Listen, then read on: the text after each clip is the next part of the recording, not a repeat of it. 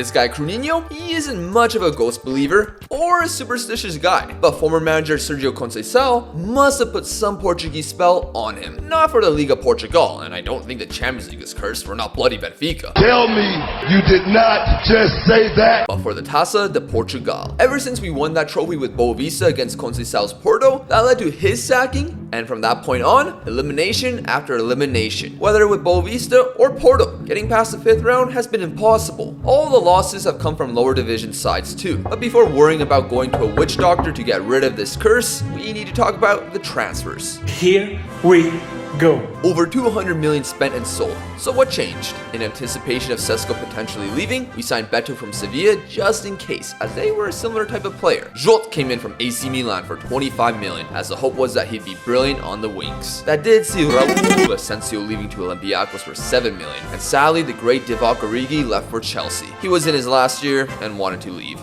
Defensively, Joe Gomez wanted out, and Newcastle paid 59 million for his return to England. Totally forgot he had a sell-on clause in his contract.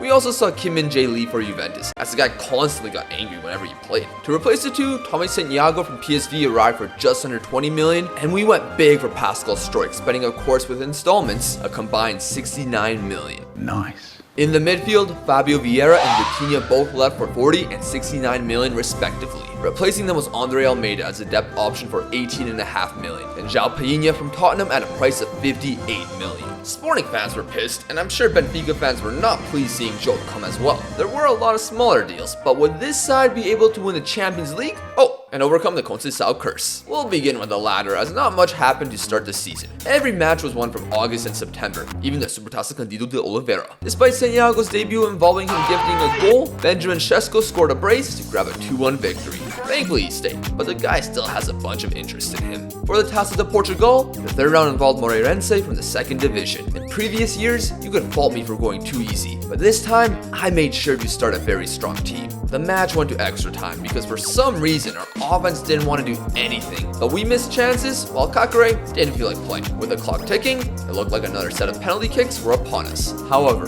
Sergio Oliveira found Vergara, and with the slowest P roller of all time, the ball somehow found the back of the net. We survived, for now. Next up was a 3rd division club named Leixões. Despite them being 2 tiers below us, I wasn't risking anything and basically played my best 11 against guys who might actually be part-time farmers. They were destroyed 5-0, with Morata and Conceição doing well. I keep forgetting you're the son of this man. The 5th round was next, and our opponents? Benfica. That would happen in late December, so in the meantime, a lot happened.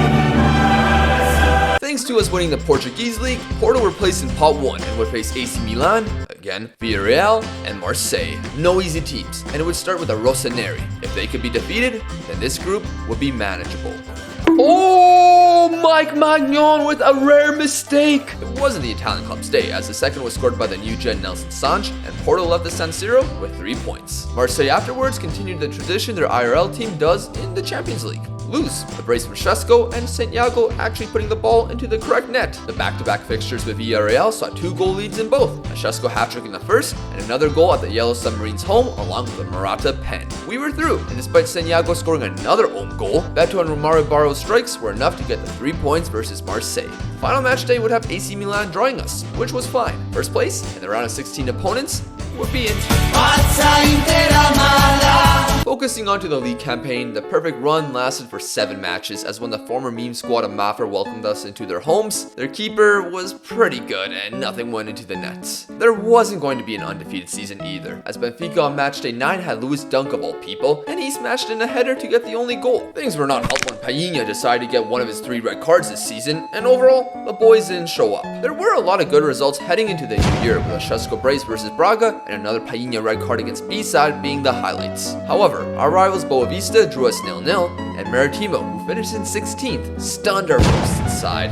Despite those results, we had a 1-point lead above Benfica after 18 match days. In our 5th round Taça de Portugal encounter with them, it was at their home. I did everything I could to reverse this curse. Witch doctors, crystals, taking a salt bath, casting a simple candle spell. Okay, what the hell is this? Unfortunately, Zagadu's header off a corner opened everything up. At halftime, many changes were made. They scored immediately into the half. Sesko got one back, but for some reason, the guys couldn't defend anything that went behind them. Moussa Dembele would take advantage, and Julian Brandt added to the misery. The curse is still real. Winter afterwards then became a success. Wins all across January, including the Allianz Cup semi-final versus Braga. Going into the final, it was Sporting.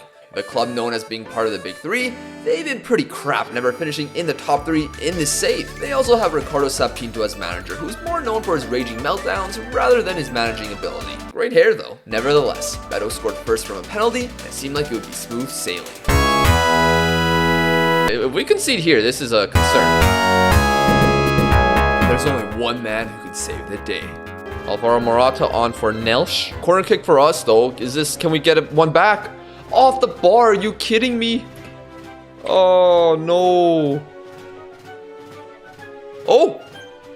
Let's go! It goes to penalties if we don't win it here. Let me go attacking last few minutes. Wan-Bissaka with the throw in. Jota. Wan-Bissaka. Wan-Bissaka whips it in. Beto. Alvaro Morata. He has done it! Alvaro Morata! And we win the Allianz Cup, the most prestigious cup in Portugal. There was some business done in January because with Vergara sold, there was 16 million in the bank. And who would be better value for that than Antony from Ajax? 59 million release fee, 100k a week contract, and he signed a contract literally an hour after our offer. Someone was needed. And like a wise man once said, every team needs a Wu. So we got Wu Yang. We have been hoodwinked, bamboozled. From the Club World Cup video, you might ask about the world champion Bruno Henrique. Unfortunately, the board cancelled our 20 million offer for him, and he rejected a loan. Inter in the round of 16, and this first leg was a game of margins. Legit, Inter had 3 goals, but they were all offside. Despite missing Stroik and Borna Sosa to injuries, we were able to get away from the San Siro with a 0-0 draw. They'd regret it, as Mr. Champions League Alvaro Morata never has 2 stinkers in a row. Beto would grab a brace for himself, and we took another step towards becoming Europe's elite. Unfortunately, the results in the Primera Liga weren't perfect around this time. Chavez and Braga both drew us, but thankfully, Benfica were not at their best as they had a terrible February to go along with a Bayern elimination. Before stepping into the UCL quarterfinals, we had our fixture with the Lisbon club. With a 5-point lead, I was willing to risk it and completely rotate my side. There were not many key highlights, but a penalty scored by Sergio Oliveira looked to be enough. Until Julian Brandt fluffed his shot. An 8-point lead with 6 fixtures to go. I don't mind revealing that we won the league with 2 match days left. Plus, former side Boavista got 4th, which shows the impact Chroo has, even when he isn't there. I'm fantastic. The Champions League wasn't going to be easy because all the teams left were world beaters. Just choose your poison. Except we didn't have the choice since Man City were drawn. Led by Vincent Kompany, the club is relatively unchanged from the start. Just add Lucas Hernandez, Victor Osimhen, Lautaro Martinez, and Vinicius Jr. Yeah, they ended up winning the Premier League. But can it be done? Oh! Oh! Kakare from 25 yards? Bang! Kompany seemed frustrated, so why not let them score from a corner? My biggest weakness is always forgetting to set up defensive set pieces. We had a light tease at the start of the second half, but Shesko was well off. Any hope of a positive result was lost from there. Bernardo Silva in a false 9-like role caused massive headaches to our 3 center backs. He dropped deep to receive the ball, so Gabriel closed him down, but for some reason, despite at least having a 2-meter edge, our center backs got outrun by Lautaro. To be fair, it was a good finish. Okay, maybe this is good. Beto. Wait. No. Jesus. No, not again. Not again.